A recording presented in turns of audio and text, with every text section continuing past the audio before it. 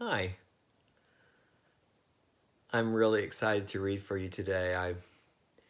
I'm almost having trouble not reading more than one chapter because I really want to see what happens. And it's been a little while since I've read this story. I've forgotten about a couple of things that happened in the book that are a little different than the movie and a little bit different than what I remembered. Today we're getting to the wonderful Emerald City of Oz. This is chapter 11.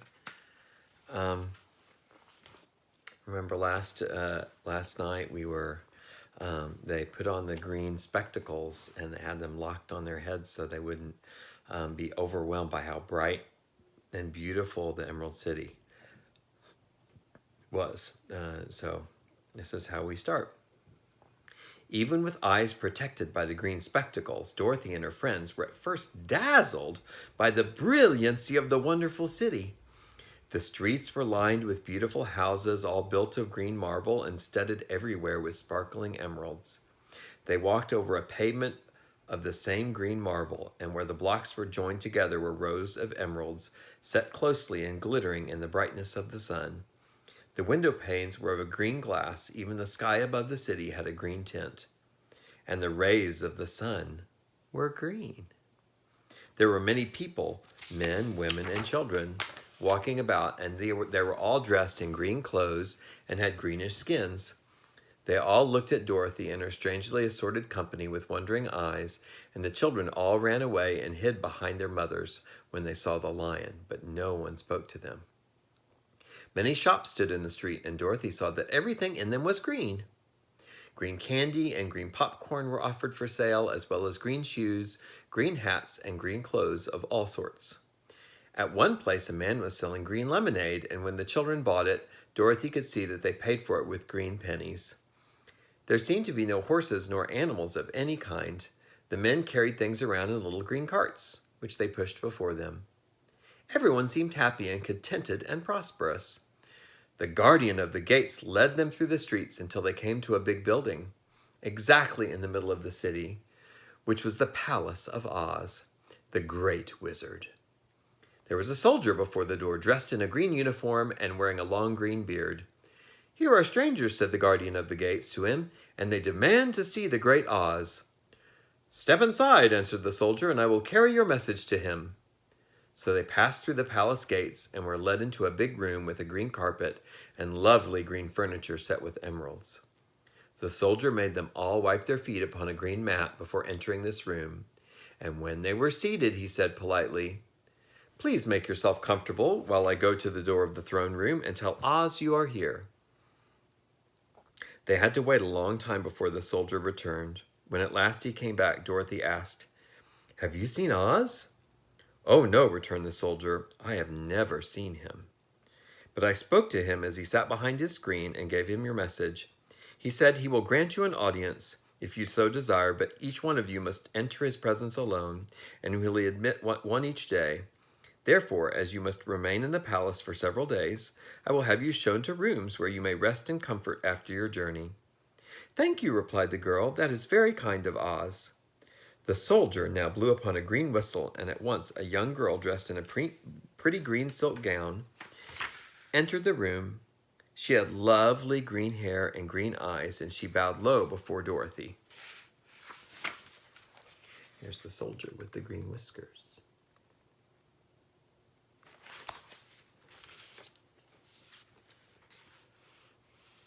The girl bowed low before Dorothy as she said, "Follow me and I will show you to your room." So Dorothy said goodbye to all her friends except Toto, and taking the dog in her arms, followed the green girl through 7 passages and up 3 flights of stairs until they came to a room at the front of the palace.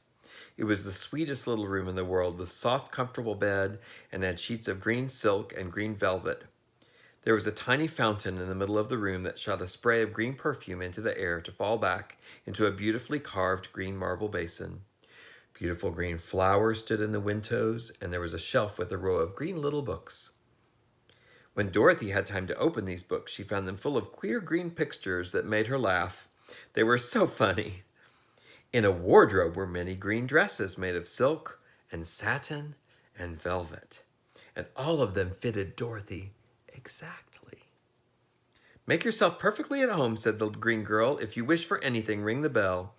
Oz will send for you tomorrow morning. You can see the room.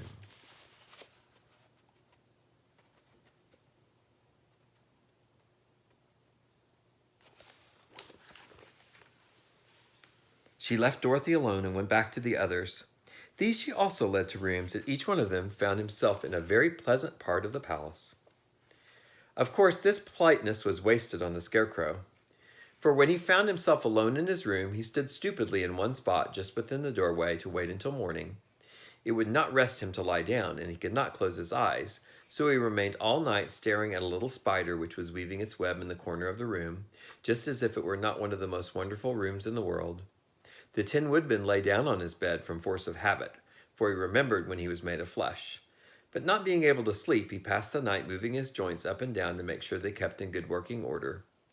The Lion would have preferred a bed of dried leaves in the forest and did not like being shut up in a room, but he had too much sense to let this worry him, so he sprang upon the bed and rolled himself up like a cat and purred himself to sleep in a minute. The next morning after breakfast, the Green Maiden came to fetch Dorothy, and she dressed her in one of the prettiest gowns made of green brocaded satin.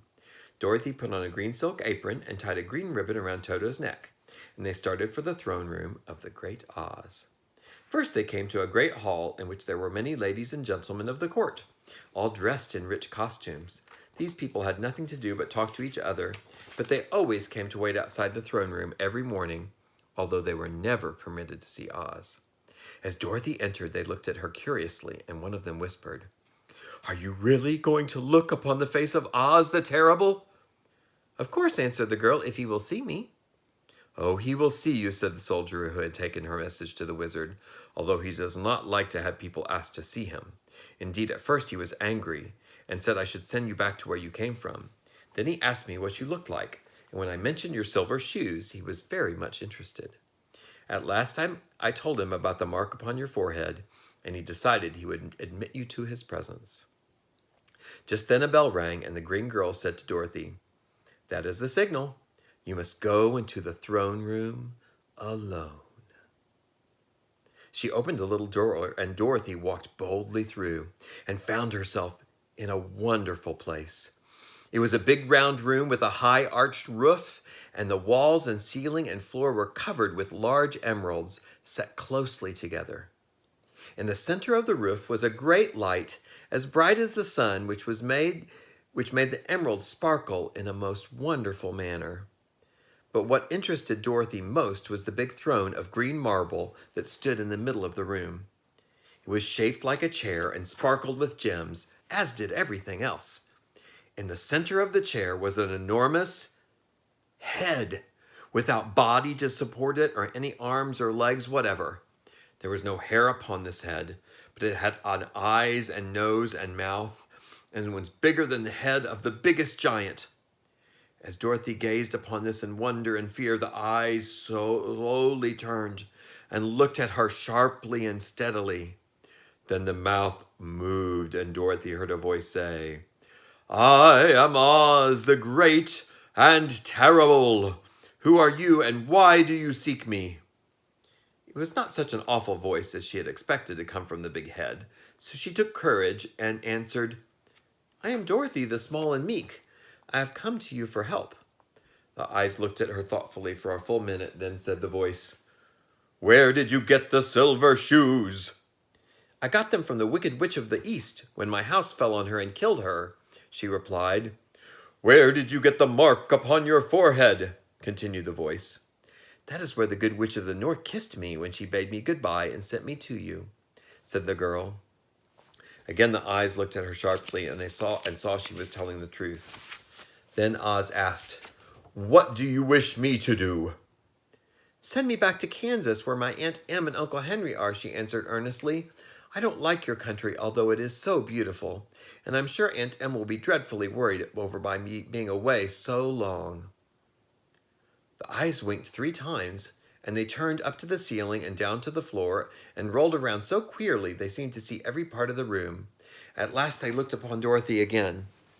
"Why should I do this for you?" asked Oz. Because you are strong and I am weak. Because you are a great wizard and I am only a helpless little girl, she answered. But you were strong enough to kill the Wicked Witch of the East, said Oz. That just happened, returned Dorothy simply. I could not help it. Well, said the head, I will give you my answer. You have no right to expect me to send you back to Kansas unless you do something for me in return. In this country, everyone must pay for everything he gets. If you wish me to use my magic power to send you home again, you must do something for me first. Help me, and I will help you. What must I do? Asked the girl. Kill the Wicked Witch of the West, answered Oz. But I cannot, exclaimed Dorothy, greatly surprised. You killed the Witch of the East, and you wear the silver shoes, which bear a powerful charm. There is now but one Wicked Witch left in all this land, and when you can tell me she is dead, I will send you back to Kansas, but not before. The little girl began to weep. She was so disappointed, and the eyes winked again and looked upon her anxiously, as if the great Oz felt that she could help him if she could help him if she would. I've never killed anything willingly, she sobbed, and even if I wanted to, how could I kill the Wicked Witch? If you, who are great and terrible, cannot kill her yourself, how do you expect me to do it? I do not know, said the head, but that is my answer. And until the Wicked Witch dies, you will not see your uncle and aunt again. Remember that the witch is wicked, tremendously wicked, and ought to be killed. Now go, and do not ask to see me again until you have done your task. Sorrowfully, Dorothy left the throne room and went back.